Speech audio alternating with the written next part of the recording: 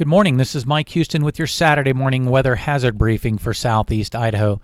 Taking a look at the 24-hour precipitation that we received yesterday, we see upwards of about an inch to half an inch down here along the Utah border.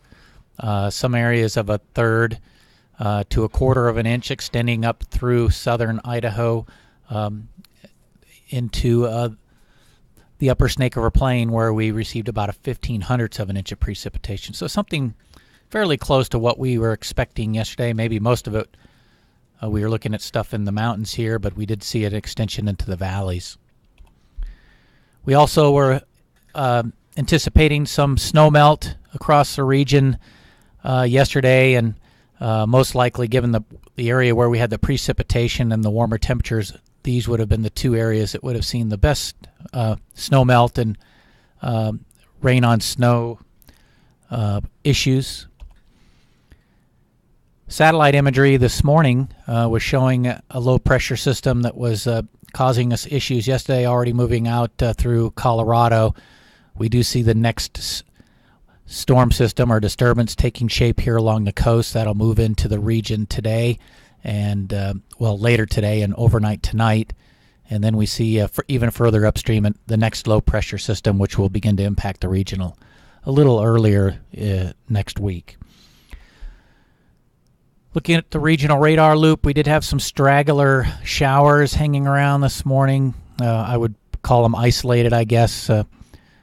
Mainly valley rain and higher mountain snows. You can see some precipitation already taking shape across California ahead of that system that was approaching the coast that I just showed you a minute ago in satellite imagery.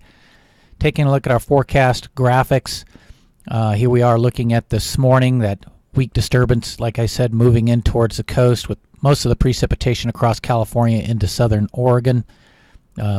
Southeast Idaho, fairly dry. Like I said, some isolated showers maybe here in the mountains to produce some light shower activity this morning. Daytime highs today expected to run in the 40s to lower 50s here in the Snake River Plain. Mid-30s to mid-40s in the Central Mountains and Southeast Highlands, so mild. Not expecting a whole lot in the way of snow accumulations, maybe an inch here in the Central Mountains and Eastern Highlands with those isolated showers moving through the region today. We still have a flood watch out for the region, and the reason for that will become clear here and as we continue to progress through some of the forecast graphics. But most of these lower elevations where there's still some snowpack, and we will be getting rain over snow through the weekend, so it may cause some issues for some places. So we'll continue with the watch out through Sunday. Advancing to tonight with our forecast graphics, that disturbance now pushing in through Oregon into western Idaho, along with it precipitation spreading into the Central Mountains on this particular model. We see upwards of a quarter of an inch here in the Central Mountains. If you get a little further north, north of McCall even, 3/4 of an inch up in that region. So generally a quarter of an inch at most across the region with this particular model expected overnight. And with the second model, a little slower on the progression, but the quarter-inch accumulations are a little smaller in coverage, but certainly seeing some precipitation spreading into the region by tomorrow morning. Sunday morning lows, around freezing here in the Snake River Plain. Everywhere else is certainly below freezing, so would expect snow in the higher elevations of the Central Mountains here and Eastern Highlands as that system progresses through the region. As we advance to Sunday afternoon, that disturbance now sweeping up into the Montana border region. Most of the precipitation, the bulk of it falling in the Panhandle. Still seeing some accumulations here across the Central Mountains and Eastern Highlands, maybe upwards of a tenth of an inch of liquid precipitation if you melt down the snow. That second model, like I said, a little slower still, but it does have some areas of a quarter of an inch here in the Central Mountains, but widespread areas of a tenth of an inch, and maybe a quarter of an inch over here towards Island Park as well with this model. Daytime highs on Sunday generally running in the 40s here through the Snake River Plain, and 30s to maybe 40 degrees here in the Central Mountains and Southeast Highlands. So certainly cold enough in the central or the mountainous areas to support snow. And if you add up the accumulations for tonight or Saturday night through Sunday, we get 2 to 4 inches here at higher elevations in the Central Mountains and maybe 1 to 3 inches here across the Eastern Highlands. Not expecting to see much of any accumulations down here in the Snake River Plain, maybe a trace out there towards Arco. If we look at the modeled snowmelt then, ending on the evening of March 24th, which is Sunday, we are expecting with the melting snow and the precipitation, perhaps this would be the best place to see some issues with snowmelt. Maybe a second area up here in Mud Lake or over here in Cary and Peekaboo. So I want to keep those in mind, which is the reason we're continuing to have the flood watch out.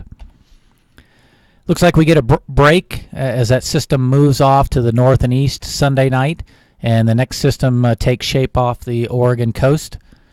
We'll see that beginning to spread inland through the day on Monday, with the advancing precipitation shield reaching the Wyoming border by Monday afternoon. So a break for us.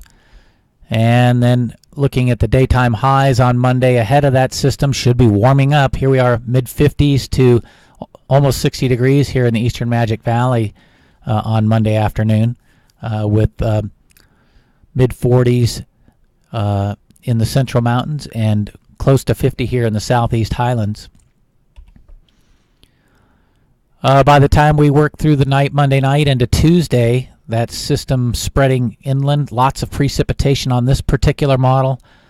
We do have another model that wasn't indicating this much precip, so I thought I'd show you the worst case scenario. Certainly here in the Central Mountains, a 1/2 inch to 3/4 of an inch of precipitation along this ribbon or storm track through the region here. We still have the low pressure system off the coast, so it ain't over with yet. Looking at snowfall totals for Monday night into Tuesday, generally 2 to 4 inches here across the Central Mountains, maybe upwards of 6 in some areas, and fairly light accumulations here across the Eastern Highlands, where it still remains fairly warm. Remember, most of the precipitation was working its way through the Central Mountains, and we didn't have much over here in the Eastern Highlands.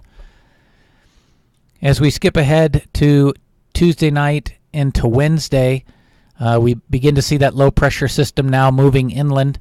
The storm track sinking a little further south with that bulk of that precipitation, at least in this model, showing up across the Snake River Plain and Southeast Highlands here of about 3/4 of an inch, so fairly moist for this time frame. And if we look at the snowfall for Tuesday night through Wednesday, some fairly healthy amounts here in the Central Mountains, generally 3 to maybe 8 inches here in the Central Mountains. We may need to watch to see if we may need any type of winter highlights in that region on Wednesday. And lesser amounts here across the Eastern Highlands. We are beginning to see some light snow work its way into the Snake River Plain as temperatures begin to cool. Okay, looking at Wednesday night through Thursday, that low pressure system now shearing east through the region. We're continuing to see lots of precipitation across the area, the bulk of it now into southwest Montana. But here across the Central Mountains, maybe 1/4 of an inch, and similar amounts here in the Island Park region, maybe even upwards of 1/2 an inch of liquid precipitation. Temperature certainly cold enough to support snow in the mountains, but the highs on Thursday generally running in the 40s throughout the Snake River Plain and 30s here in the Central Mountains and Eastern Highlands. So to recap, we have a number of systems working through the region. Will produce mountain snow and valley rain and snow at times. Particularly speaking about the valleys with the rain on snow and melting snow, we may see some areas that have ponding of water and producing some sort of flood issues. So we're going to continue to have a flood watch out through Sunday. If you had any additional comments or questions or concerns, please give us a call here at the number on the screen. Thank you.